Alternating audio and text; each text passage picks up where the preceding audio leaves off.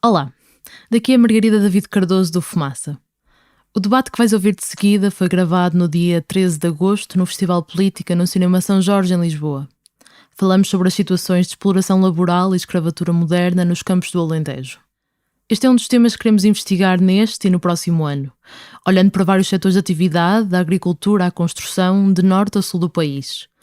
Em breve vamos relançar a segunda parte da nossa campanha de crowdfunding, onde poderás apoiar uma série de reportagens sobre este assunto. Até lá, fica com a entrevista.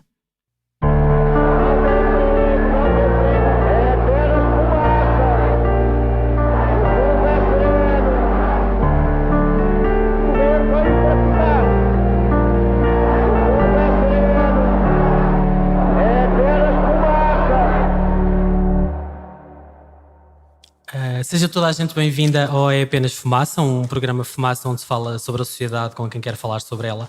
Nós estamos na edição 2020 do Festival Política, aqui no Cinema São Jorge, em Lisboa, e desde a primeira edição há 4 anos que participamos no festival, com muito gosto, e portanto queremos agradecer à Bárbara e ao Rui pelo convite e por nos quererem cá. Muito obrigado. Nós demos esta conversa o título A Exploração da Gente para a Exploração da Terra, e comigo estão, e foi um total acaso, a Inês e a Inês. Deste lado está a Inês Fonseca, ela tem 45 anos, é arquiteta, mestre em recuperação do património arquitetónico e paisagístico e tem um doutoramento também em arquitetura. Em 98 mudou-se para o Alentejo para trabalhar na área da reabilitação patrimonial e urbana. Trabalhou no Gabinete Técnico Local da Câmara Municipal de Borba e também no Gabinete Técnico Local do município de Avis. Neste momento é vereadora neste município, eleita pela CDU, com vários pelouros. Não é nessa qualidade que ela está aqui como uma das porta-vozes de um recém-movimento chamado Movimento São Nosso, que foi criado por residentes do Alentejo preocupados com as alterações no território que têm surgido nas últimas décadas. Ao lado da Inês Fonseca está a Inês Cabral, tem 22 anos, é licenciada em Relações Internacionais pelo ISCSP e terminou no mês passado um mestrado em Governance of Migration and Diversity na Universidade de Erasmus de Roterdão, não é? Nos Países Baixos. Publicou uma tese sobre a recepção e o impacto da imigração no Concelho de Odmira e é um pouco também sobre isso que ela estudou que vamos falar. Muito obrigado por estarem presentes. Obrigada a nós.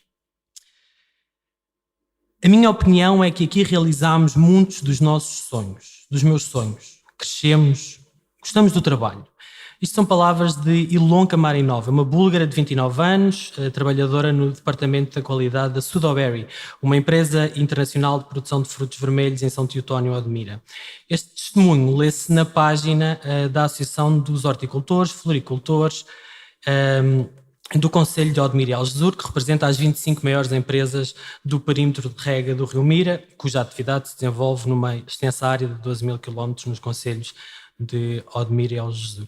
Inês Cabral, tu que estudaste a realidade de Odmira, é para realizar os sonhos que os imigrantes vêm para as estufas do Sudoeste alentejano? Acho que não é bem para realizar os sonhos, acho que é um bocado por uns por falta de opção de onde vêm e com o objetivo de criar riqueza que vêm para o Sudeste alentejano trabalhar nas estufas, mas o problema também é que muitos deles vêm através de redes de migração e quando chegam cá têm vários obstáculos, a começar pela legalização e pelo trabalho precário, para conseguir criar essa riqueza. Como é que estas pessoas vivem? Daquilo que tu estudaste, que percepção é que tu tens da forma como eles vivem? Têm condições de habitação muito, muito precárias, porque vivem em casas, às vezes não são casas, atolhados, cheios de gente e que não têm acesso a casas de banho, a condições mínimas de habitação e trabalham a receber às vezes nem o salário mínimo, muitas das vezes não recebem o salário mínimo ou apenas o salário mínimo. Mas tu, na tua tese, tu dás um exemplo, não é? De uma conversa que tu tiveste com o inspetor da Autoridade para as Condições de Trabalho. Pode-nos falar um bocadinho dessa conversa que tiveste com ele? Eu entrevistei o Dr. Carlos Graça, que é inspetor da ACT em Beja, E ele fala de diversos relatos de inspeções que fizeram em casas e casas e às vezes barracões ou contentores. E ele contou o relato de que encontrou num T3 54 pessoas a viver, 54 imigrantes a viver. E depois, o que é que... Eu não sei se ele te explicou isso ou não, mas o que é que acontece? Não é? Ele chega lá, separa-se com aquelas pessoas todas, não é? E o que é que se faz? O problema é que fazem uma queixa ao Tribunal de Trabalho, ao outro tribunal, mas o problema é que não existe em Portugal uma lei habitacional, uma lei que estabeleça o limite de número de pessoas por uma casa ou por uma habitação. E isso é que cria um grande problema ali na região, que os senhorios estão-se a aproveitar destas pessoas vulneráveis e pondo-as nestas situações em que estão 50 pessoas ou 20 ou 30 num T2 ou um T3, e por não haver esta lei torna tudo muito mais complicado conseguirem julgar ou culpabilizar os senhorios, porque segundo a lei, se as pessoas aceitam viver naquelas condições, então é assim, podem viver naquelas condições. Inês Fonseca, como porta-voz do movimento Chão Nosso, que é muito recente, foi lançado em junho, não é? Mas em julho vocês lançaram um manifesto e entre várias questões e várias áreas e tópicos para que chamam a atenção, lê-se, por exemplo, o seguinte: são homens e mulheres contratados para trabalhar sazonalmente nestas explorações, por máfias e empresas criadas para este fim, que vivem amontoados em estruturas precárias, são mal remunerados e possuem poucos ou nenhuns direitos. Tu vives no norte do Alentejo, em Avis, é uma vila no distrito de Porto Alegre. Como é que isto é visível para ti na região? Como é que esta realidade, para quem está numa zona de que normalmente às vezes nem se fala muito, não é? Que é a zona do norte alentejano, como é que esta realidade que descreveste e que vocês descrevem no movimento é visível? Pronto, pegando nas palavras da Inês, efetivamente eles vivem amontoados em espaços muito pequenos. No concelho propriamente de Avis, isso não é visível numa habitação, não há habitações arrendadas a imigrantes. Quando acontece, são contentores que estão inseridos no meio da herdade e nós só damos pelos imigrantes se eles se deslocarem à vila para fazer compras, o que normalmente acontece num dia em que eles não têm trabalho ou deslocam-se à vila. Nos últimos meses nós não temos assistido a isso, até porque com o confinamento e nem sequer está na altura da apanha da azeitona, não temos assistido a isto. Em Beja, outras pessoas do meu movimento o que contam é, desde que deu-se origem, surgiu o estado de emergência, houve muitos imigrantes que ficaram abandonados à sua sorte. Na cidade de Beja, por exemplo, há pensões exatamente neste aspecto em que os imigrantes se amontoam. Há pensões completamente alugadas a estas empresas e que os imigrantes se amontoam. Há pessoas que ficaram sozinhas.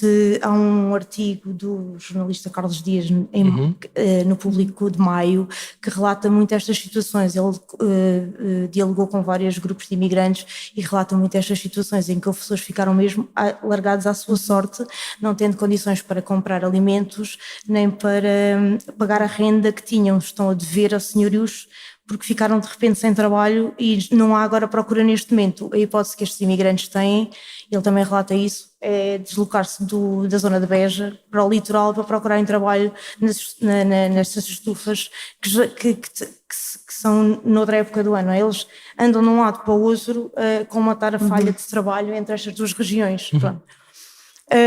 Eu julgo que muitos deles acabam por se deslocar de um lado para o outro, alguns se calhar voltarão para casa, porque eu sei que quando o CEF entra em contacto com eles, muitas vezes a solução é o repatriamento, que é uma situação que eles não querem nem por nada.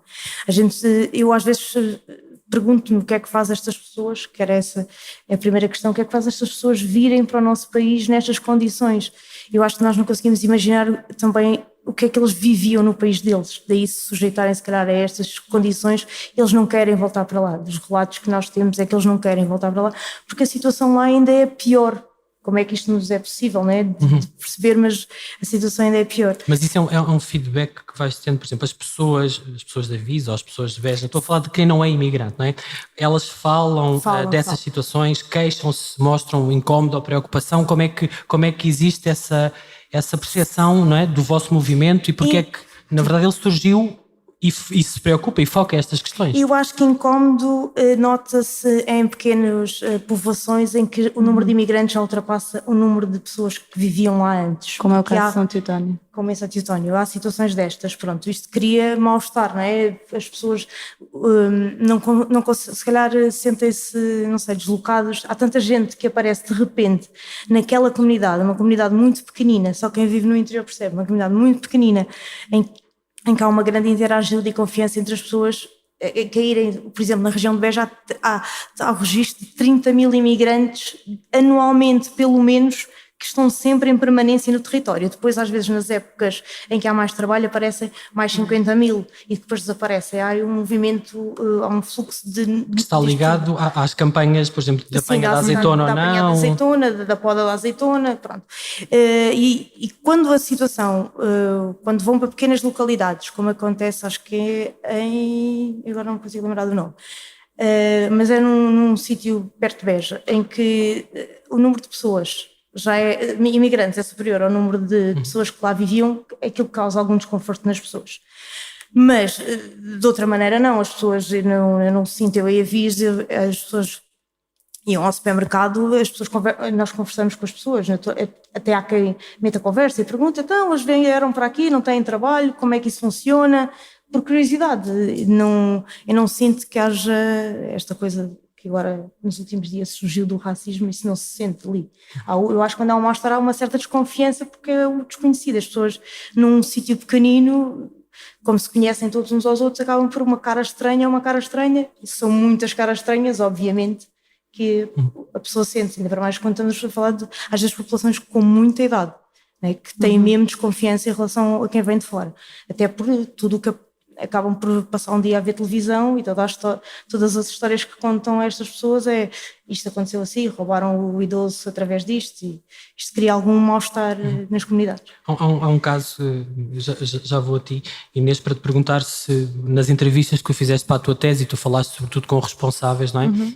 Tu sentiste esta percepção, mas eu queria-vos falar de um caso que aconteceu e que foi relatado em julho, dia 12 de julho, foi notícia no Jornal de Notícias, que foi foram duas situações que aconteceram, uma em Baleizão, e vou-vos citar uma parte da notícia. Dizia o seguinte: por motivos que ainda estão por apurar, uma discussão entre um grupo e naturais de Baleizão levou a que os locais se munissem de paus e agredissem os asiáticos nas imediações da residência destes últimos, localizada na Rua da Escola, próxima do antigo posto da GNR.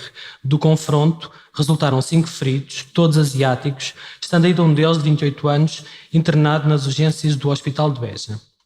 No mesmo dia, aconteceu um outro caso.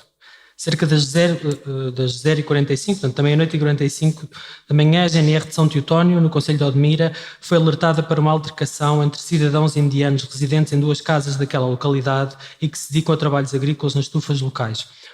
Portanto, eu escolhi estes 2 casos, que são da mesma notícia, para tentar perceber de que forma é que as pessoas e os responsáveis políticos e autárquicos com quem tu acabaste por falar lidam com isto, não é? De repente há muita gente que vem para uma determinada localidade e pode acontecer esta situação de que falou a Inês, de quem está num determinado sítio achar estranho e ter até sentimentos de racismo, xenofobia, ou só de estranhar e não conseguir perceber aquilo, mas também pode haver problemas entre as pessoas dos grupos que vêm, porque se vivem 35 numa casa, eu imagino que não seja fácil as pessoas não haver conflitos, não é? Portanto, o que é que as pessoas que têm que lidar com os poderes públicos dizem ou pensam sobre estas situações? Eu acho que há 2 lados da coisa, que é as pessoas que trabalham para meios governamentais e não governamentais.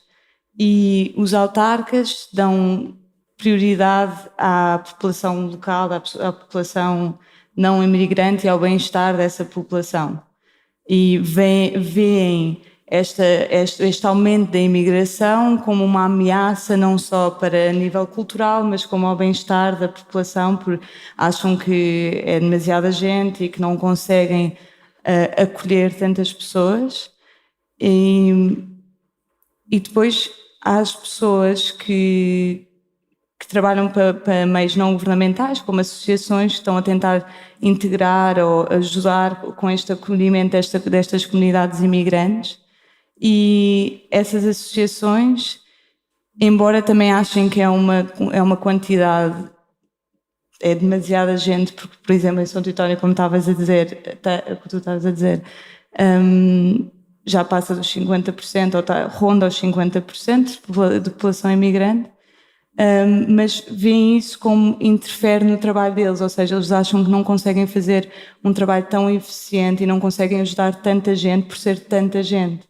Por isso há um discurso negativo quanto à quantidade de imigrantes, por essa parte do bem-estar da população local, que cai muito na xenofobia e no racismo. Tu achas que isso é claro para ti? Para ti foi claro que... Acho que para mim foi claro, que cai muito. Acho que às vezes até o argumento ambientalista cai muito nessa xenofobia, nesse racismo. Como assim? Explica-me. Acho que muitas vezes usam a carta, pelo menos as pessoas que eu entrevistei, acho que muitas vezes usam a carta nós não sabemos o que é que esta agricultura intensiva está a trazer e o que é que está a afetar o ambiente, mas acho que isso cai rapidamente para a culpa é da agricultura intensiva que está a trazer esta quantidade de pessoas e está a causar este mal-estar, e com um discurso claramente mais racista e xenófobo, em que culpam a agricultura intensiva e usam um bocado a carta do ambiente, mas cai rapidamente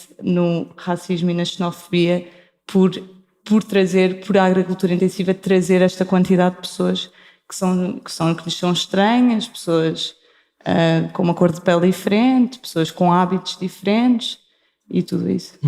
Inês Fonseca, tu que já vives no Alentejo há uns anos, não é? És daqui, és de Carcavelos, mas já lá estás há uns anos.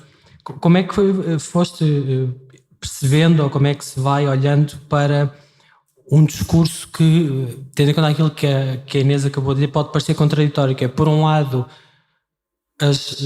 não há muita gente e quem cá está é envelhecido, portanto precisamos de investimento, precisamos de pessoas novas. Por outro, já não queremos assim tantas pessoas novas porque elas vão alterar o nosso suposto modo de vida, seja lá isso o que for, e os nossos hábitos, e têm a pele escura e falam outra língua. Como é que se lida com isso? Eu percebo a pergunta. Eu acho que efetivamente é assim, a questão das culturas intensivas promove este tipo de precariedade, não é? Este trabalho precário.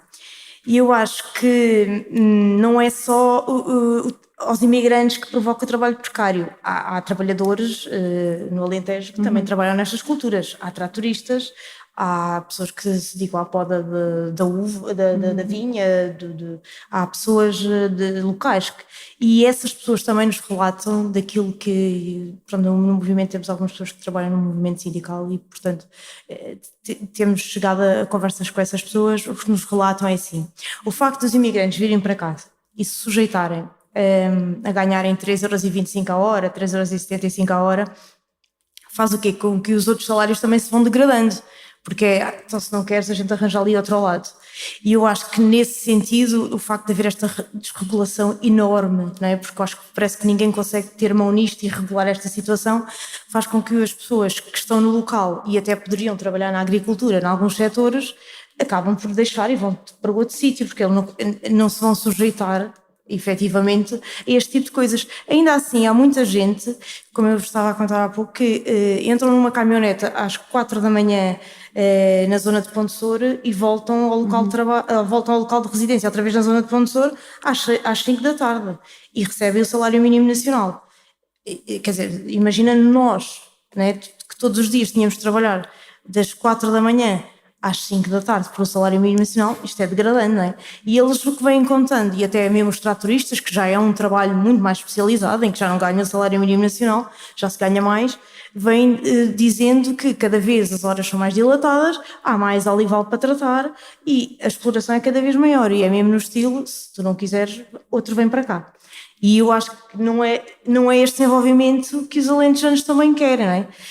Porque a região do Alqueva é que eu acho que tem sido a mais massacrada por estas situações.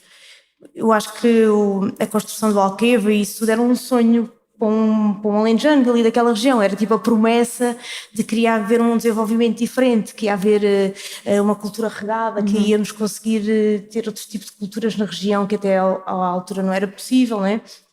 Porque era tudo à base de sequeiro, pronto, íamos conseguir ter as coisas. Eu acho que todo o sonho saiu gorado com a agricultura intensiva e com a questão de 6 grupos económicos chegaram ali, compraram, arrendaram, têm feito uma pressão imensa sobre os terrenos e sobre as pessoas que ainda lá estão com pequenos modos produtivos ou biológicos ou pelo menos tradicionais, que faz com que essas pessoas vão desaparecendo do território e vão ficando estas, não é? Há aqui um substituir de pessoas e a questão é a custo de que é isto tudo, não é? Eu não estou contra as pessoas que vêm de fora, eu imagino que se estivesse no lugar deles, se calhar também tentaria ir para um sítio em que pudesse sonhar com uma vida melhor. Todos nós sonhamos com uma vida melhor, é o ser humano, é assim, mas pense, se me puser no lado do alentejano que tinha aquele sonho de isto agora vai mudar, nós vamos conseguir ter aqui outro tipo de agricultura, os jovens vão conseguir fixar, mas depois a gente não, quer dizer, ninguém vai dizer olha, se tu ficas aqui para o filho, ficas aqui, trabalhas das 4 às 5 da tarde, ganhas um salário mínimo, aqui é que estás bem. Não é este o sonho que as pessoas têm, não é? Todos nós vamos procurar uma coisa melhor, os mais jovens acabam por vir embora para outros sítios em que há outras possibilidades de emprego, em que, mesmo ganhando o salário mínimo, já não trabalham as mesmas horas. Pronto, ali em Avis, por exemplo, há uma fábrica, uma agroindústria, em que pagam acima do salário mínimo, a pessoa trabalha aquelas horas por dia e vai para casa. A maioria dos jovens trabalham nessa agroindústria, não vão trabalhar para a apanha da azeitona. Aí vêm outras pessoas de fora trabalhar. E neste vídeo dizer alguma coisa? Não sei se respondi à pergunta.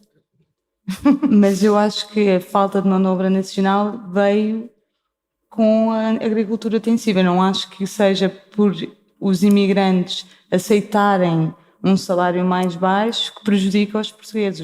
Os portugueses já não queriam aquela oferta de trabalho, porque quando a agricultura intensiva chegou, eles propuseram automaticamente aquele tipo de salários, aquele tipo de condições, e é um trabalho precário de caráter. A agricultura intensiva é um trabalho precário, nem que seja pela sazonalidade do trabalho, e trabalho temporário e tudo mais.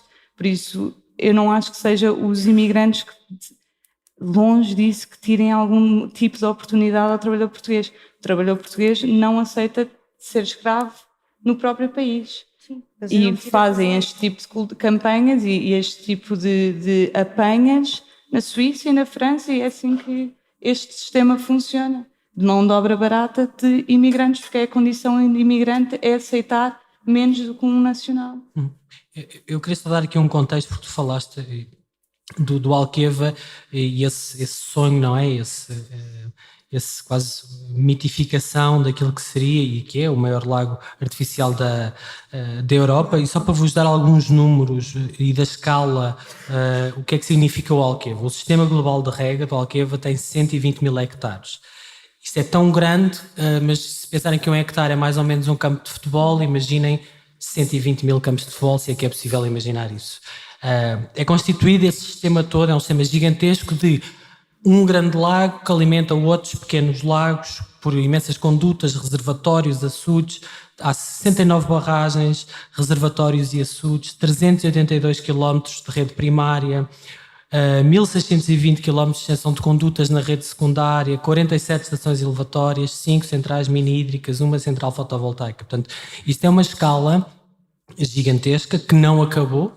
Neste momento, em 2020, está para terminar a primeira fase do Alqueva, mas há uma segunda fase de expansão que há de terminar mais ou menos em 2024. Portanto, uma segunda fase significa basicamente que aos poucos vai crescendo uma rede de vou falar grosseiramente, de canalizações, de tubos, de condutas, que permite a cada vez mais terrenos terem acesso à água canalizada. Neste momento, desde que em 2007 há uma empresa pública que foi constituída para isto, que é a Empresa de Desenvolvimento e Infraestruturas do Alqueva, ela assegura 22 perímetros de rega. Portanto, normalmente, associada a um determinado lago, barragem maior, cria-se ali à volta um conjunto de redes. Isso é um perímetro de rega, portanto, neste momento são 22, e a área total de exploração são 107 mil hectares.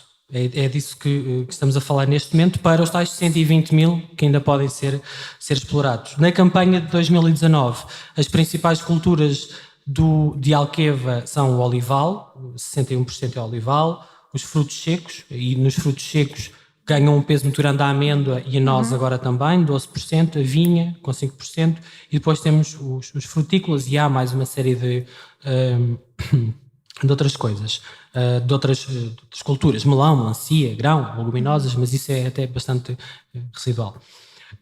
Inês Cabral, eu queria, isto só para vos dar um contexto, estamos a falar, para vocês perceberem, de duas áreas do Alentejo bastante diferentes, mas que giram mais ou menos à volta do mesmo conceito, que é, quer o perímetro de rega do Mira, que é mais antigo e foi provavelmente o maior, foi o mais importante investimento de um empreendimento agrícola e de regadio da primeira fase, começou nos anos 50, portanto é de um lado, é do lado do Sudoeste, e alimenta-se de uma barragem específica, que é a barragem de Santa Clara, e a partir daí espalha-se por toda a zona de Odmira e de Algesur. E o Alqueva deste lado, não é, que faz toda a parte de Beja, Évora, e vai esticando lentamente, ainda não chegou à Avis, mas... Mas nós temos lá outra albufeira. Mas vocês têm outra albufeira. Também com sistema de rega. Ou seja, a ideia é ir interligando aos poucos e regando o Alentejo assim. Em outubro de 2019, o Governo aprovou a resolução do Conselho de Ministros número 179 de 2019, que estabeleceu um regime especial e transitório no aproveitamento hidroagrícola do Mira, que também é conhecido como perímetro de rega do Mira. Mira é o rio Mira. Este enorme sistema de rega, como eu vos disse, foi construído entre 63 e 73, tem 12 mil hectares e situa-se entre a Charneca de Odmira e a Ribeira de Seixo, nos concelhos de Odmira e Algesur. Para resolver os problemas de habitação desta região, e vocês já falaram deles, e que o Ministro das Infraestruturas e da Habitação, Pedro Nuno Santos, qualificou de profundamente degradantes, fim de citação, o Governo legalizou, através desta resolução do Conselho de Ministros, vários alojamentos precários, várias aldeias de contentores, legalizou 270 alojamentos precários construídos de forma ilegal dentro das explorações agrícolas. Portanto, o que nós estamos aqui a falar é de quintas, herdades, com contentores, alguns já estavam lá construídos, outros, esta resolução do Conselho de Ministros passou a permitir que se construíssem e determinou quais eram as regras para que isso acontecesse, para a construção destes novos alojamentos temporários. Estas medidas, que são chamadas na resolução de temporárias, têm a duração de 10 anos. E sobre este assunto, a ex-deputada do PS, Helena Roseta, que foi uma das principais responsáveis pela atual Lei de Bases da Habitação e que agora coordena um programa governamental chamado Bairros Sustentáveis, por causa precisamente da habitação precária, escreveu no Público, no final do ano passado, no dia 7 de novembro, o seguinte: estamos a assistir à institucionalização de uma espécie de campos de refugiados para trabalhadores agrícolas estrangeiros no Alentejo. Inês Cabral, é isto que está a acontecer nos campos alentejanos? É preciso dizer que os contentores não eram legais por ser parque natural, então não era permitida fazer a construção de absolutamente nada, e em 2018, outubro de 2018, passou a ser permitido. Tendo em conta que a situação nas vilas é tão precária, como nós estávamos a dizer, 54 pessoas num T3 e barracões com beliches e com uma casa de banho apenas com 50 famílias ou perto disso,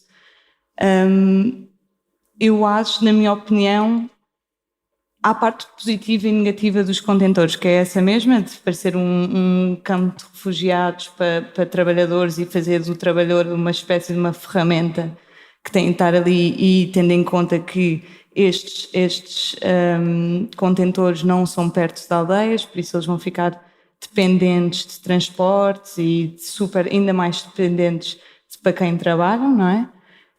Mas, por outro lado, tendo em conta que tem situações tão precárias nas vilas, a viver nas vilas, nessas casas sobrelotadas e nesses barracões, acho que é, de certa forma, uma melhoria, porque esses contentores são supostamente sítios habitáveis e têm um limite, pessoas, há uma série de regras que os contentores têm de cumprir. Agora, se há essa fiscalização, se estão a cumprir essas regras, também é outro problema. Eu gostava de citar aquilo que diz a resolução para dar um bocado a ideia do que é que estamos a falar. Diz assim: cada unidade de alojamento é composta por 4 quartos com 2 beliches, uma sala-cozinha, 4 instalações sanitárias compostas por sanita, duche e lavatório, um pátio exterior para convívio e lazer e ainda um pátio interior para tratamento de roupa. Cada uma destas unidades destina-se a alojados a 6 pessoas. E depois as áreas estão discriminadas. As áreas afetas a cada uma destes elementos são as seguintes: o pátio exterior tem que ter 18,75 metros quadrados, a sala-cozinha 28 metros quadrados e meio, o quarto dormitório 13 metros e 70 por unidade, as instalações sanitárias 2 metros e 65.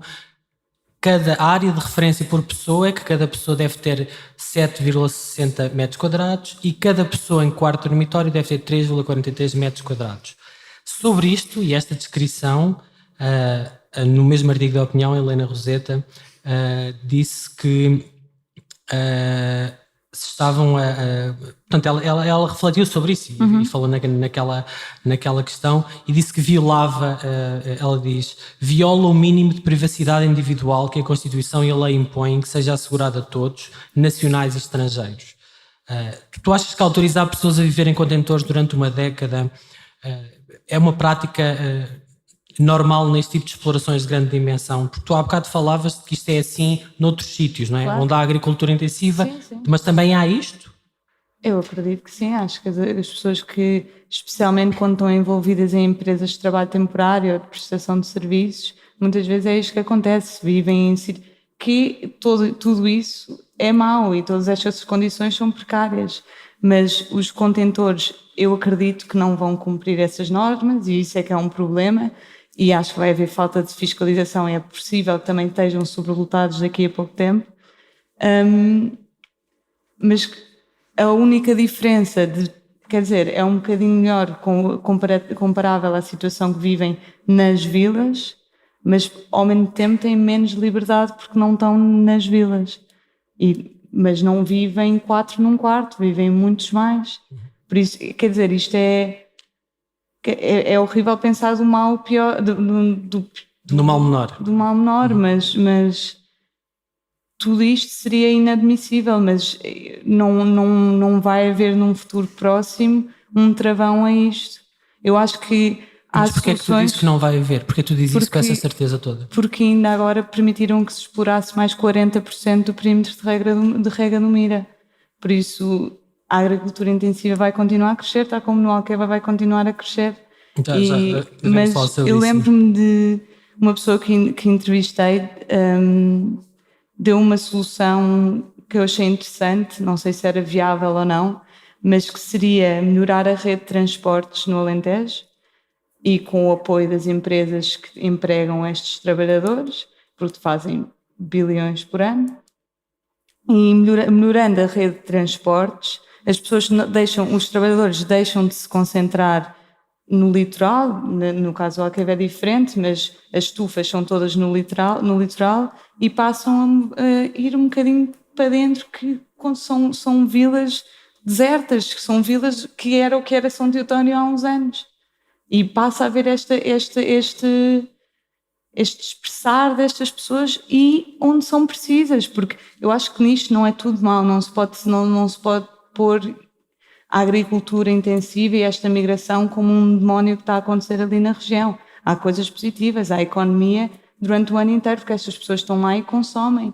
E não só, há todo um outro trabalho de eletricistas e tudo mais, há trabalho para mais pessoas ali e estão a repovoar vilas que estavam desertas e que viviam do turismo durante o verão.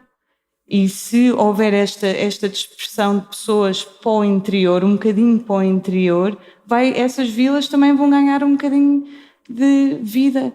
eu acredito que se calhar não é o que as pessoas daquelas vilas, não é propriamente se calhar as pessoas que elas queriam, mas acho que isso também é um trabalho e é um processo de preparar as pessoas para este tipo de migração, e porque era o que tu estavas a dizer, são pessoas velhas, são pessoas que nunca se calhar tiveram contacto com outras pessoas, com outra realidade, e acho que havendo projetos de preparar estas pessoas e haver uma troca de culturas e tudo mais, acho que há forma de fazer isto de uma forma de melhorar a situação para toda a gente.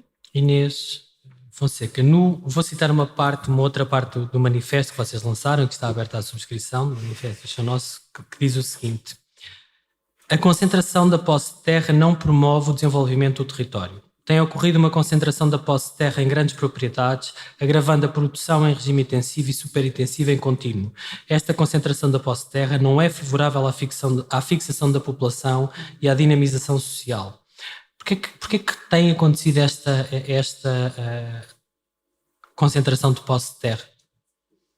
Porquê é que tem acontecido? Então, eu posso só aqui dar uns números. Cerca de 70% do território agrícola da região do Alqueva mudou de mão nos últimos 10 anos, ou seja, as empresas para explorar as culturas intensivas, olival, amendoal, têm adquirido ou arrendado sucessivamente terrenos. Aliás, não é só lá em baixo que não para em lado nenhum. Em Avis estão sempre a reproduzir-se hectares e hectares, enquanto há água, há de haver hectares e hectares de olival e amendoal intensivo. Na região de Avis é olival. Eu não sou tão otimista como a Inês. Eu acho que é um processo que vai trazer uma grande desertificação da terra, desertificação do solo, não é? Porque as pessoas confundem. Desertificação é da terra, despovoamento é das pessoas. Exatamente. Desertificação do solo e despovoamento da terra. Aliás, realmente há mais economia, há isso tudo, mas e que economia é essa? Porque eu vejo a diferença. Eu em Avis tenho 2 tipos de lagares de azeite. Um lagar de azeite que pertence a um desses grandes grupos económicos que produz azeite através de olival intensivo. E também tenho um pequeno lagar, fruto de uma cooperativa de olivicultores que produz maioritariamente olival tradicional. Isto é em Avis? Em Avis. Okay. Os 2 lagares são no concelho de Avis. E eu vejo a diferença e daquilo que converso com as pessoas que trabalham lá e que vivem disto, a diferença entre o que é o lagar que explora a agricultura intensiva e superintensiva e o lagar que só explora, que são pequenos e médios agricultores que produzem azeite tradicional. Por acaso em Avis são de denominação de origem protegida, portanto é tipo o azeite DOP, o melhor azeite. Que é uma classificação da União Europeia para determinado tipo de produtos regionais. Que no Alentejo só existe em Avis e em Moura. São os 2 azeites DOP que existem. Pronto. E o que eles me dizem é assim, o olival intensivo, e não é por acaso que trabalham de dia e de noite, trazem as máquinas todas de fora. As máquinas não são dali. As máquinas não são alugadas a pessoas dali. Ao passo que um olival tradicional significa maquinaria contratada ali, mão de obra contratada ali e pessoas que são dali e que o dinheiro fica ali e é reinvestido ali. E não estamos a falar já não estamos a falar de valores precários. Estas pessoas já são muito mais bem pagas. Aliás, o azeite que é produzido naquela unidade tradicional é todo escoado, inclusive vendido à outra unidade que faz azeite de cultura intensiva, porque por um motivo muito simples, é que o azeite é de tão má qualidade que eles pedem não sei quantos litros à outra unidade para misturarem com a deles. E portanto isto diz muita coisa, se calhar, daquilo que nós estamos aqui, é dizer, pode trazer algum movimento, pode trazer alguma coisa, mas eu continuo com a certeza de que a agricultura tradicional ou semi-mecanizada, não estamos a falar de agricultura tradicional, já ninguém anda a apanhar azeitona à mão, nem sequer neste tipo de lagar, há outro tipo de processos. traria certamente um outro desenvolvimento. Venham os imigrantes. Eu não estou. É assim, eu acredito que eu, por acaso, há bocado que estava a falar, era mesmo de baleizão. Esses problemas, obviamente, que vão continuar a acontecer, porque há um mal-estar de certeza nesses sítios em que há um grande desequilíbrio entre os locais e os outros. Mas venham e arranjem sistemas de reenquadrar as pessoas, porque mas eu acho que se mudássemos o paradigma da agricultura e não tivéssemos só todos focados na agricultura intensiva, a produzir um único alimento, né? Toda aquela área produz 2, 3, 4 alimentos. Mas como é que isso se faz quando se faz o maior lago artificial da Europa e se passaram os últimos 10, 15 anos a dizer é por aqui, não é? É por aqui porque impingimos todo, até o financiamento foi todo dado para este fim, mas não podia, mas o financiamento está do lado do governo, não é? Estás a falar da política agrícola comum, não é? Os governos é que decidem a quem é que dão financiamento. Porquê dá financiamento a este tipo de agricultura e não dá financiamento a outro tipo de agricultura? É assim, não faz sentido que continuamos a promover este tipo de agricultura. Sinceramente não faz sentido. Mas não é só por causa da questão humana. Esse para mim é um peso muito importante. Mas eu não vejo só esse lado. Aliás, o nosso movimento fala de vários lados. A questão ambiental é para nós também muito importante, pronto. Porque se vocês vivessem numa pequena povoação, como existem avis que é na Vila ou lá embaixo em Ferreira, que está toda rodeada de olival intensivo e vissem diariamente máquinas e máquinas a pulverizar com uma coisa branca que depois aparece nos carros, que depois as pessoas coçam os olhos e queixam-se, vão ao centro de saúde e ninguém percebe porque é que é aquilo, as pessoas começam-se a perguntar, será que é disto? Será que é daquilo? Será que é daquilo? Porque antes não era assim, nós não sofríamos disto. Há toda aqui uma série de, e este foi o mote da criação do movimento, que é uma série de perguntas que para nós não sei a resposta é: que produtos é que se usam no olival? Sabemos? Não estaremos a inquinar as águas subterrâneas com tanto pesticida, fertilizante, porque aquilo é uma campanha sucessiva, vai o pesticida, vem o fertilizante, vem o antibiótico porque cortaram as árvores. Estamos sempre a ver a aplicação de produtos naquelas árvores. E depois, à parte de tudo isto, é a questão da biodiversidade, não é? Onde é que já se viu campos e campos e campos seguidos só trazem problemas fitossanitários no futuro. Mas qual é a diferença entre isso, Inês? Deixa-me interromper para te perguntar. E o que tu tinhas antes, que em vez de serem campos de olival seguido, eram campos de trigo ou campos de milho, que também levavam químicos, que também sim, não é? Mas não ou seja, também era agricultura intensiva. Mas não eram hectares e hectares todos iguais. Pelo menos em Avis, isso não acontecia. Não conheço bem o litoral alentejano, mas assim, não eram...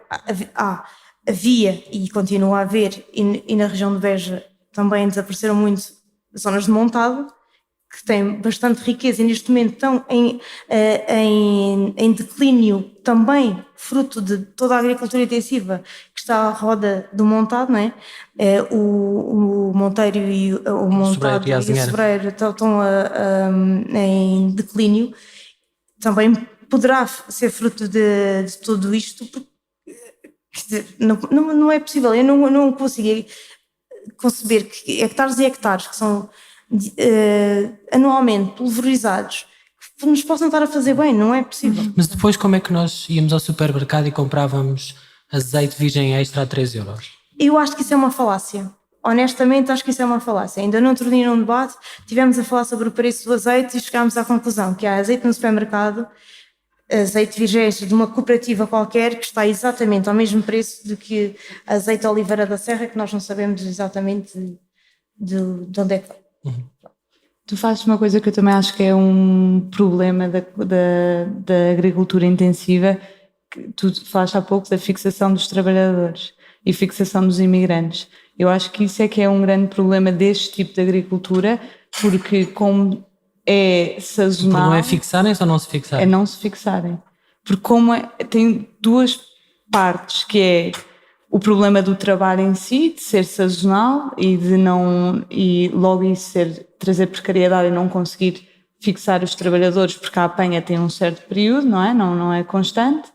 E depois é isso que tu dizes, depois passam de Odmira para Aljur, de Aljur para Ferreira para o norte, porque também há mirtilo no norte, e tudo isso.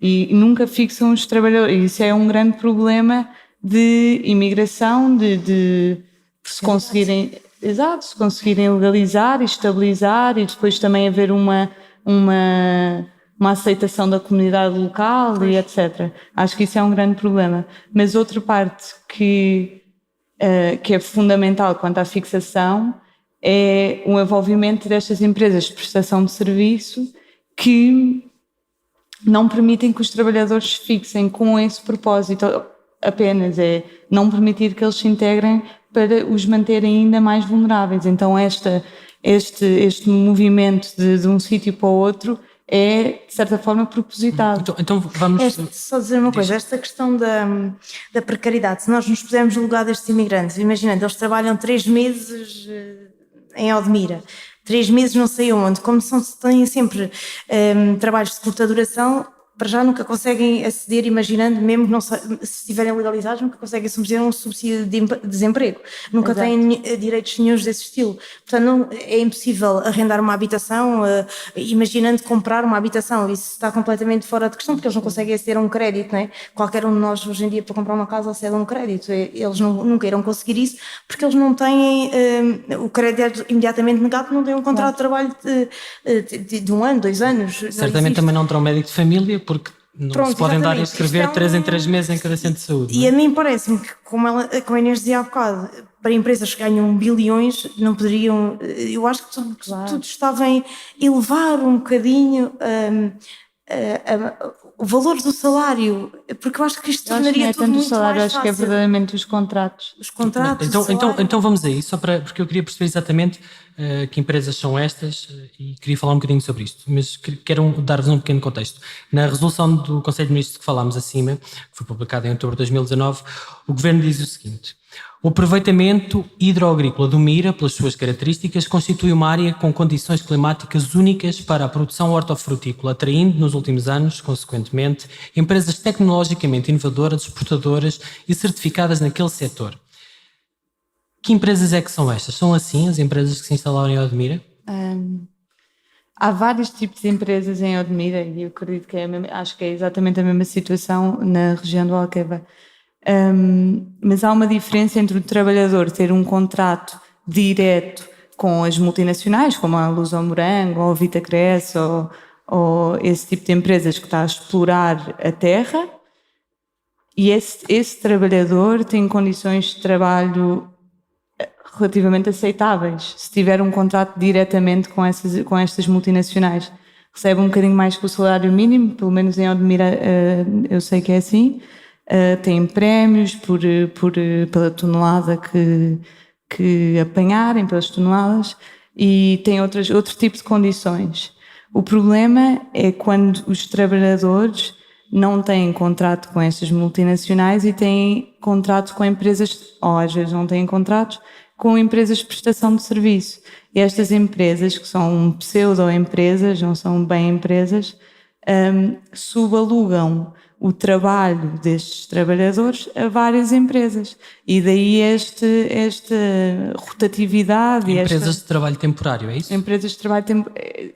Há uma diferença, mas sim, são empresas de prestação de serviços, que às vezes até subalugam o trabalho dos trabalhadores em empresas de trabalho temporário que subalugam às multinacionais. E como há tantos intermediários entre o trabalhador e quem está verdadeiramente a explorar a terra, isto resulta numa vulnerabilidade e numa precariedade imensa para o trabalhador, porque não tem contrato, ou não tem contratos duradouros, não tem... Muitas vezes a empresa de prestação de serviços que deveria declarar a segurança social, impostos, etc., não declaram. Eles que estão dependentes disso para se legalizarem vão lá de segurança social no final de não sei quantos meses e não tiveram nunca a pagar impostos e por isso não conseguem legalizar-se.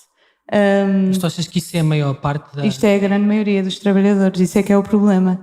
E muitas das vezes a renda é deduzida do salário, muitas vezes... é deduzido outro tipo de alimentação, transporte. Exatamente, tudo diretamente do salário, por isso a multinacional, sabendo que paga por trabalhador à empresa de prestação de serviços o salário mínimo, claramente que sabe que esse trabalhador não vai receber o salário mínimo.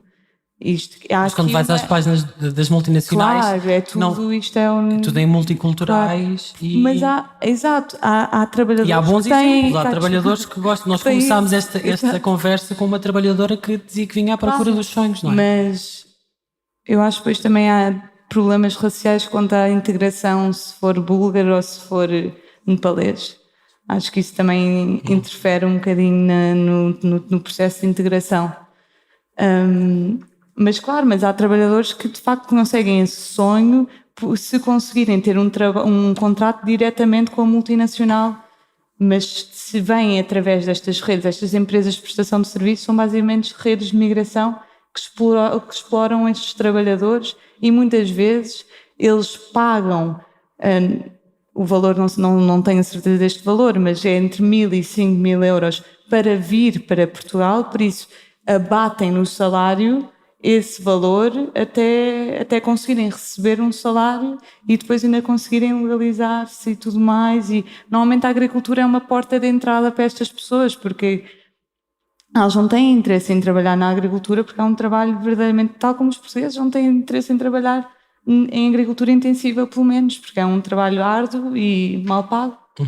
Vamos então...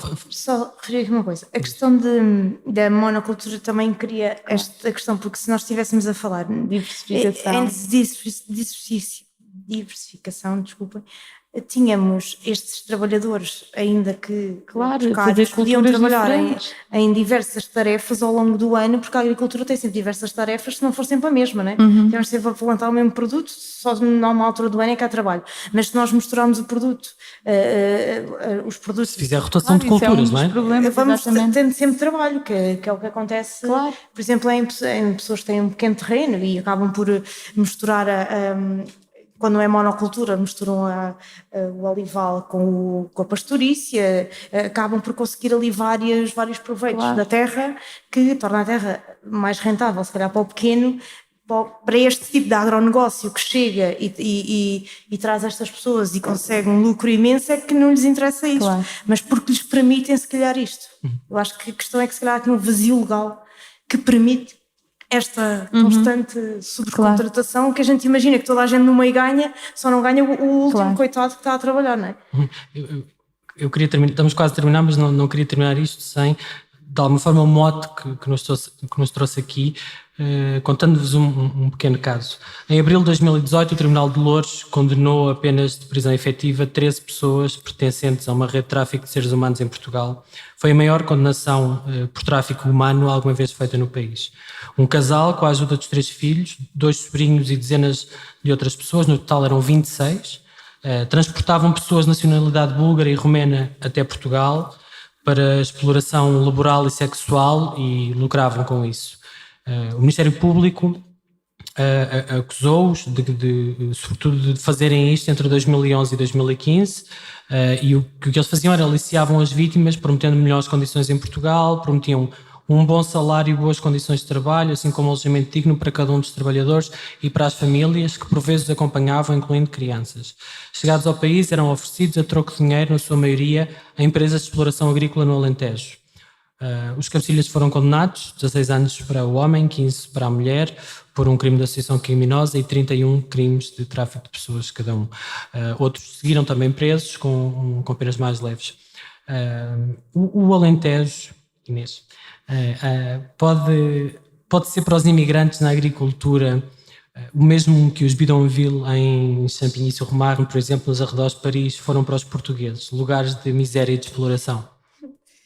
Pois, isso não é uma pergunta para fazer a Biela, eu acho que ela saberia responder mais, mas eu acho que sim, é com grande tristeza que eu vi numa notícia que o Distrito de Beja, em 2018, foi o distrito onde se registaram mais casos de tráfico humano. É uma coisa assim, num sítio em que há tão pouca gente, não é?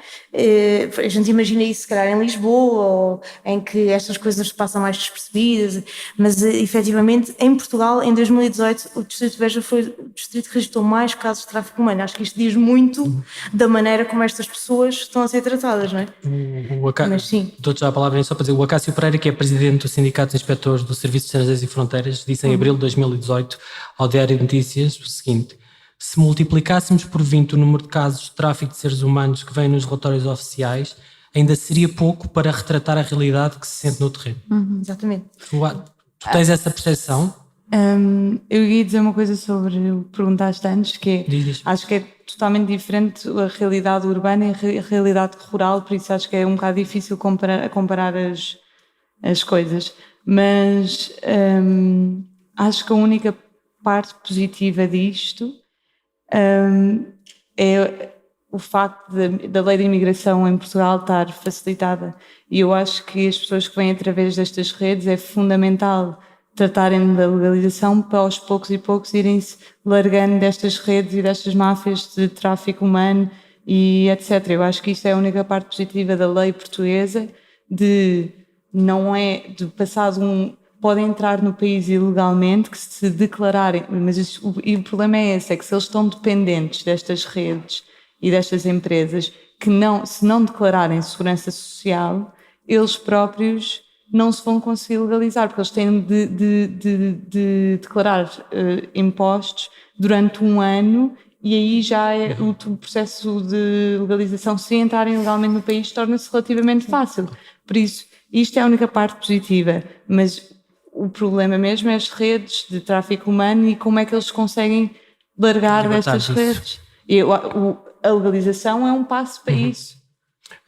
Estamos mesmo a terminar, queria só deixar-vos com este dado. O último relatório publicado pelo Global Index Slavery, que é um relatório mundial sobre a escravatura moderna, redigido pela Walk Free Foundation, estima que existem no mundo 40 milhões de pessoas vítimas de escravatura moderna. Em Portugal serão 26 mil, o que dá 2,48 pessoas por cada 1000. Esta proporção é superior à registrada em Espanha, França, Reino Unido, Alemanha ou Brasil. Obrigado, Inês Cabral e Inês Fonseca. Obrigada a todas as pessoas que assistiram a esta entrevista ao vivo e ao Festival Política por nos convidar e receber tão bem. Esta entrevista foi preparada por mim, Pedro Miguel Santos, e pela Margarida David Cardoso. Contou também com o apoio do Nuno Viegas. Houve outras entrevistas, séries e reportagens em fumaça.pt, no YouTube, Spotify ou na tua aplicação de podcast. E se acreditam na importância do jornalismo feito com tempo e profundidade e o jornalismo de investigação, considerem tornar-se apoiantes do nosso projeto em fumaca.pt/contribuir. Até já. Obrigada.